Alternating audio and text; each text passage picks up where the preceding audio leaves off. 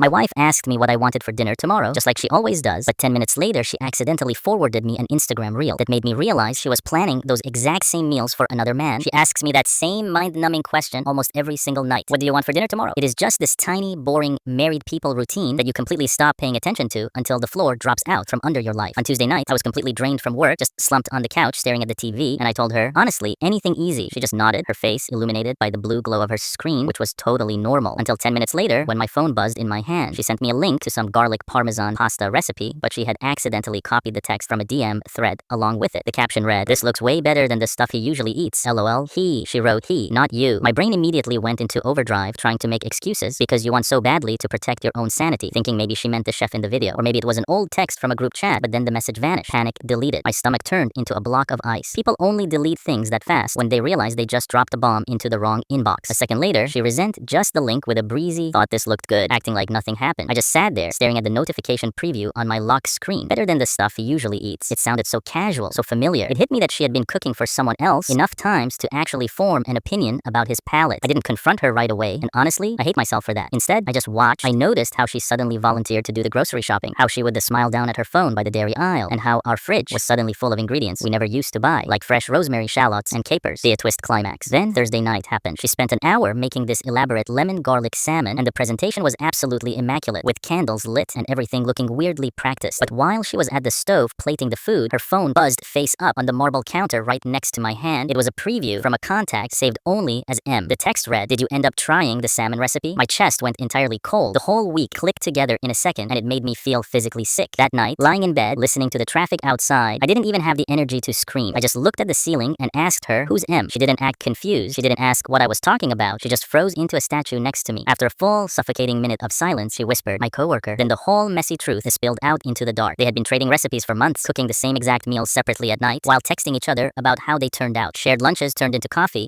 turned into long drives after work just to talk, and somewhere in there, she started building a completely parallel life with a stranger before she even bothered to leave mine. The outro. The absolute wildest part is that she looked genuinely ashamed while she was crying and explaining it. Not because she got caught, but because she didn't even realize her little game had become real until that accidental message. We are still trapped in the same house right now, trying to untangle 10 years of marriage over awkward dinners, but every time she asks me what I want tomorrow, it feels like a punch to the ribs. Because the hardest part about emotional cheating isn't the lying, it is realizing that the person you love slowly, meticulously made room for someone else inside the exact same quiet routines that were supposed to belong to you.